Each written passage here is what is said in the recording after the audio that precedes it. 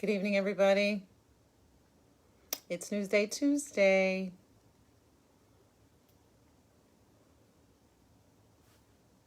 Good evening, everybody. I'm Dr. Cathy Owens-Oliver, known online as DrCathyO, and it is Newsday Tuesday. And I try to take some education issue in the news, share it with you in layman terms, talk to you about how it is in context of what we're dealing with in the educational arena right now. And so today I chose an old article that I haven't been on live to talk about, but there is an article by the American Bar Association, believe it or not, warning state departments of education and school districts about equity and access, being careful that they remember and pay attention to anti-discrimination laws and what equity looks like for students with disabilities, students in hard-to-reach communities, high poverty situations, and urging schools and districts to make sure they provide equitable learning for all students, which is certainly something I'm committed to. Back in early March, mid-March, the federal government, State Department of Education, as well as the Office of Civil Rights pulled together a focus group of parents, educators, other education officials to really work through how to ensure that schools and districts respond to these laws and understand that even in an online environment, they must still give respect to what is required for guarding against bullying and discrimination and inappropriate behavior, even in an online environment. So I wanted to track that over the summer until school is out just to see how things go. I talked to a lot of my friends who are school principals who have said one of the number one things that has been so refreshing during this all online educational system is the lack of disciplinary problems and issues and so much less bullying, whether that is taking place in students' communities or online in other environments outside of their daily schooling, we're not sure. But so far as in the online classroom environment, they've not had to deal so much with bullying and that kind of thing. I want to talk to you tonight about rethinking back to school in the context of ensuring equitable learning for all students. A few months ago, I did share maybe a part one of some of my initial thoughts on what rethinking back to school might actually look like, or the reopening of schools and what various districts and committees had been discussing and conversations they have had with my consulting firm. I wanted to come back now after I've watched some of the development and paid attention to what the national response is to the pandemic and the impact that has on the educational system, to share my own recommendations and my organization's recommendation for what really needs to be done to get this right. This is just a starting point, but I came up with about 5 principles that I've been using in my consulting with various entities about how they should be thinking. You know, sometimes you have to think with people. So helping them think about what they're thinking about and really assess all of the potential problems and successes that could be involved. So you may have heard me say before, the number one thing I think schools need to do is looping. I haven't changed that. I'm still serious about that. That is so important. For those of you who don't know, looping means that students go back the next school year to the exact same teacher.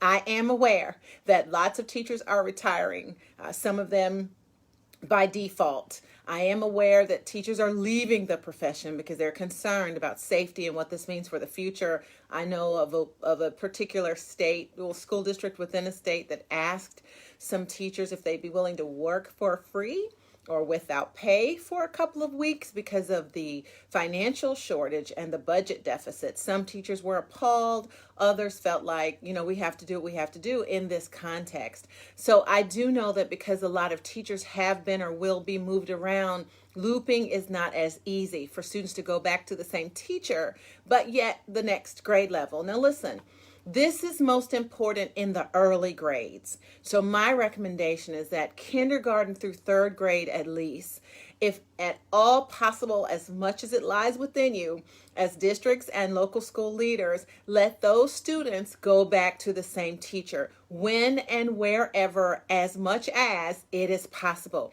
It is going to help them with continuity. It helps with the learning gap because their current teachers will know where they stopped, what the lag in learning may have been, where they left off in this past school year. And good teachers, effective teachers, should know enough about the upcoming curriculum to at least get students started. Now, you can't convince me that a second grade teacher can't take her or his own students back this fall for the first grading period, 6 weeks to 9 weeks, and get them started on the next level curriculum. If you're having that problem in your school among your teaching staff, then your problems are much bigger than just the learning gap. But your teachers in the early grades should get those same students back for the sake of continuity, but for the sake of assessment and having a good understanding of where students are in their growth and learning, what their strengths and weaknesses are, what the next path of success would look like for them, so that that information can be passed on to their next teacher. I know that's not possible at every grade, so I'm saying in the early grades, especially kindergarten through third grade, looping is going to provide a solution for a lot this fall, whether it's online or face-to-face. And I know schools are having lots of conversations about that. Monday, Wednesday, half day Friday, Tuesday, Thursday, half day Friday, 3 days a week face-to-face, 2 days a week online altogether, what have you. Schools are having different conversations about scheduling all over the state. My second recommendation is in that regard. I think that it is really, really, really critical to start school this fall in an all online environment. I don't care what state, what community, what kind of school. Because we have so much that is still unknown around this pandemic and other high-level political issues, it is really important. We're not even sure what budgets really are going to look like in some districts and in some states. Even for private schools, that is a challenge in some areas. And lots of parents are very nervous about sending their students back to a brick and mortar school, regardless of what safety measures are put in place. So my number 2 recommendation, everybody goes back to the online classroom without walls for the beginning of the school year. I recommend that for a minimum of 6 weeks to 9 to 12, whatever the first grading period is. I think that's really important, not just for continuity, but for safety, for strong rapport and communication with parents. And it's also just a safeguard until districts and states figure out what it is that they really want to do. And listen, if students and teachers haven't mastered the online environment now, we have a bigger problem on our hands. But I think most of them all over the country, the globe, have become much more acclimated to moving around successfully in the classroom without walls. So that's my second recommendation. Here's my third one. You may not be ready for this. This may challenge some people. I don't want to offend any of my professional colleagues out there, but I have to just tell the truth, and sometimes the truth hurts. If ever it was the right time to eliminate ineffective teachers, that time is now. So going back to school this fall, there is a budget shortfall. There will be some layoffs among educators. We've seen it all in the news. Teachers who are ineffective, this is the right time to help them find their way to another role. I don't mean teachers that just have some limitations or if there are some small gaps in their learning. I'm talking about people who don't really want to be there. People who've been in the profession 10, 15, 20 years and don't like children. People who've been in the profession 3 years and don't like children. This is just a job. It's not a life work. It's not a life calling. It's not fulfilling. It's not purposeful and meaningful to them, and they let you know it. They don't love it, the job. They don't love the people they work with. They don't love the children that they serve, and this is work you gotta love. It's time to let those people go. So if anyone is going to be laid off or dismissed, you want those ineffective teachers to have an opportunity to move on to something else that they do well or can do better. Because guess who's really being punished? The children, not the parents, not school leaders and officials, not state budgets. Who's really being punished are the kids, and children know when teachers don't like them, don't care for them, are just tolerating them or what have you. So teachers who weren't on time when they were going to the brick and mortar building, teachers who weren't engaged when they were going to the brick and mortar building. They didn't have professional collaboration or professional community or participate in a professional community. They weren't given to online learning. I don't understand a teacher who's not always learning, because the world and curriculum is changing every day. So people who have these kinds of negative attributes, this is the right time to let them go. Ineffective teaching practice cannot be tolerated today. I don't know a single parent out there who's going to say, well, it's okay. He doesn't know everything about what he's doing, but at about 50%, I think he's a good teacher. That's not what we want for our children. Think of every other profession: a dentist, an attorney, a phlebotomist, a cosmetologist, a podiatrist, a plumber. You want a person who's not only trained but effective in their craft. So this is the right time to let those teachers who really don't want to do this and have demonstrated that they don't want to do this to move on to something that they really want to do, okay? The third piece will challenge some teachers, because teachers have a tendency to get very comfortable with where they are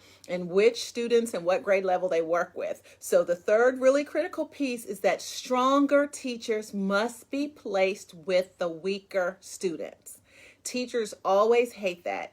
I remember in the early part of my teaching career, I got the most challenging students, the class with the most behavior problems, the widest achievement gap, all kinds of other issues as a new and young teacher trying to find my way. But the experts, the veteran teachers who did demonstrate effectiveness and mastery, they got the students from more affluent families, students who were in the gifted and talented program, students who didn't have learning challenges, students who were really engaged, students who were on the advanced placement level. So I think that because they had more experience, more mastery, more skills, they should have been placed with the students that are harder to reach anyway, because that's such a wide stretch for new and novice teachers. So that's the third piece. The stronger teachers in the building need to, which is a building without walls now, must be placed with the students with the greatest need and the most difficulty, because teachers who've been around longer should have more strategies and ideas in their toolkit to know how to teach a lot of things in various different ways and provide the differentiated instruction that's necessary for children who need it the most. Number four, every school district must have an instructional coaching model and plan in place. And I'm not just talking about professional learning or professional development. That, of course, is really, really important. But every school district and every school needs to also have instructional coaching in place for the online environment. In the spring of this year, everybody was just going for broke. Teachers were doing the best they could do. Principals and assistant principals were logging in to monitor what was happening with different students at different times. Some teachers had a little bit of training, some had little to no training, some didn't have any, some didn't use the training that they had or weren't really engaged in training because they were at home with their own little ones and just trying to manage life once COVID hit. So it's important now that they got through those first 3 months that they go back this fall really prepared to teach and teach well in an online environment. And I don't mean just showing up on the screen. I mean really knowing how to use the software in various ways that gets at the student learning that's supposed to take place. So there needs to be instructional coaching and some instructional development that helps teachers with whatever they need help with so that they will do well in an online environment. This stuff I've heard about students who only log in once a week. I have over 30 nieces and nephews. I've been checking in with various ones, trying to get details on what their experience has been like. Some of them have told me, oh, I only have to log in once a week. I only log in, I said, once a week? Yes, I only log in once a week. And then if I need help or something, I can reach out to my teacher. I said, well, how are you learning? How are you being taught? She posts everything up for us, and then we just do it at our own pace. I said, so there's no interaction with the teacher. Well, she sends our grades back, and she writes down what we did well or didn't do well. Listen, that's not teaching. That's not enough. That's just scratching the surface. There needs to be real engagement, and there's no reason why ongoing engagement is not taking place in a learning environment. So every teacher, should be online live with students at least an hour a day. But there should be no classroom at any grade level where students may or may not log in once a week to get instruction. That's just unacceptable. And then number 5 is the last piece. Emergency licensing for teacher assistants. That is really important. Emergency licensing for teacher assistants. We have to figure out a way to get teacher assistants where they still exist, engaged and connected with some of these new and novice teachers who are going to need their help. Most effective teacher assistants have a strong command of the classroom, student behavior, parent communication, enrichment activities, and remediation with the students. So this is the right time to write policy that gets teacher assistants who've been in classrooms a long time, some of them even stronger than some of our new and novice teachers who are coming right out of college and licensure. This is the right time to get them engaged and to pair them up with new and novice teachers who really need their help. Okay, so this has been short and sweet for you, capacity building for everybody. Just keep this in mind and join me again next Tuesday for Newsday Tuesday. Have a good evening.